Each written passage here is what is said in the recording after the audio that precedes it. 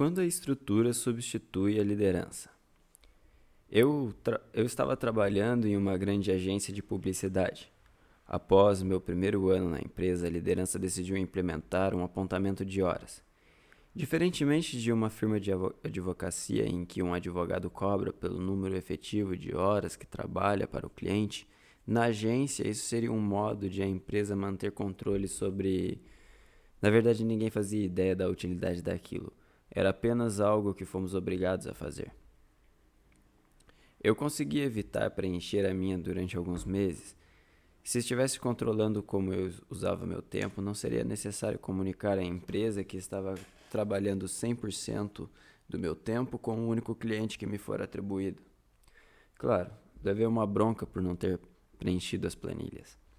A partir daí, no fim de cada mês, eu me debruçava sobre as planilhas e preenchia de uma vez só, entrando às 9h30, saindo às 17h30. Na verdade, frequentemente eu entrava mais cedo e saía mais tarde, mas quem se importa? Lembro-me de levar as planilhas para o meu chefe assinar.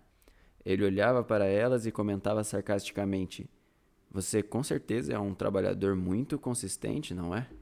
E assinava. É de acreditar que as planilhas de apontamento de horas foram implementadas porque estava algo errado na contabilidade. Talvez um cliente tivesse sido cobrado a mais por um serviço e exigir que a agência provasse que a equipe sênior que lhe tinha prometido que cuidaria da sua conta tinha sido realmente a que cuidara de sua conta, ou algo assim. Para corrigir o problema, um novo processo foi implementado em toda a empresa. Esse tipo de solução é o que o Dr. Leonard Wong chama de liderança preguiçosa. Quando surgem problemas, o desempenho desanda, erros são cometidos ou decisões antiéticas são descobertas. A liderança preguiçosa opta por dedicar seus esforços a construir processos que corrijam os problemas em vez de construir apoio a seu pessoal. Afinal, os processos são objetivos e confiáveis. É mais fácil confiar num processo do que nas pessoas. Ou assim pensamos. Na realidade, abre aspas, os processos sempre nos dirão o que queremos ouvir, assinala Dr. Wong. Processos nos deixam mais tranquilos, continua ele, mas talvez não estejam dizendo a verdade. Quando líderes usam processos para substituir o julgamento, as condições para o declínio ético persistem, mesmo em culturas que se consideram no mais alto padrão da moral e da ética. Soldados, por exemplo, acreditam que detêm um padrão de honestidade e integridade mais elevado do que o do público em geral. E o público em geral também pensa assim. No entanto, em seu trabalho Lying to Ourselves, Dishonesty in the Army Profession, Mentindo para Nós Mesmos, Desonestidade na Profissão Militar, o Dr. Wong e seu parceiro Dr. Stephen Guerras, ambos oficiais reformados que agora trabalham na Army War College dos Estados Unidos, descobriram um declínio ético sistemático como resultado de processos, procedimentos e demandas excessivas impostas aos soldados. Algumas das coisas que a liderança estava exigindo de seus soldados não eram só pouco razoáveis, eram impossíveis. Exigia-se dos soldados, por exemplo, completar mais dias de treinamento do que dias disponíveis no calendário. Como no mundo corporativo, a pressão para completar tarefas vem no exército. Ou melhor, como no mundo corporativo, a pressão por completar tarefas vem no exército de cima para baixo. No entanto, há também uma imensa dose de pressão que vem de baixo para cima. Num esforço para se destacar, oficiais querem parecer capazes de fazer tudo e fazer bem. Uma falha em completar o que lhes é requerido pode comprometer a imagem de um comandante, provocar reprimendas e afetar negativamente as promoções. Apresentar um relatório falso de cumprimento de tarefas ajuda a manter o sistema funcionando e mantém suas carreiras no rumo certo. E como a punição por ser honesto é muitas vezes maior do que a punição por mentir, os soldados são deixados numa posição na qual sentem que têm que mentir ou enganar para poder cumprir suas ordens. O resultado é que se tornou um verdadeiro lugar comum para os soldados encontrar maneiras criativas de completar as tarefas que lhes são exigidas, enquanto sentem que seus altos padrões morais permanecem intactos. Um exemplo que Wong e Guerras dão envolve a existência do treinamento de última hora pelo qual as unidades têm que passar antes de serem alocadas no Afeganistão ou no Iraque. Os soldados precisam inserir os dados da carteira de identidade no computador para autenticar sua identidade, a fim de completar o treinamento. Um oficial admitiu que recolheu o documento de 9 homens de seu esquadrão e escolheu o mais capacitado do grupo para completar o treinamento de todos eles, 9 vezes, para que todos obtivessem o certificado. Em vez de considerar suas ações como enganação ou mentira, muitos soldados as veem simplesmente como um ato de, entre aspas, ticar quadradinhos, ou, entre aspas, parte da burocracia, ou apenas fazer o que a liderança quer que a gente faça. Alguns não veem suas ações como antiéticas porque, em geral, consideram as demandas tão triviais que ficam fora de qualquer padrão de integridade ou honestidade, como no meu caso das planilhas de apontamento de horas. É como dizer a alguém que temos que cancelar planos por razões familiares, quando, na verdade, não há razão familiar alguma.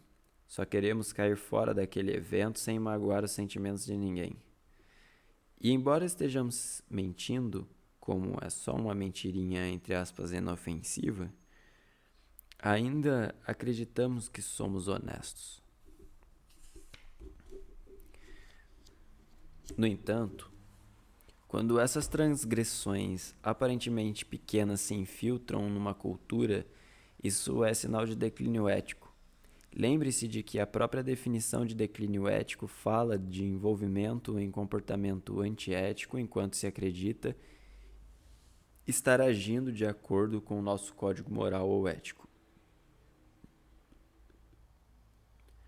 Assim como no mundo corporativo, se os atos antiéticos cometidos pelos soldados levassem às consequências mais graves, ou o traje público, por exemplo, é provável que os soldados fossem realmente punidos e o restante do exército submetido a um treinamento online adicional para evitar que algo se repetisse no futuro, é claro.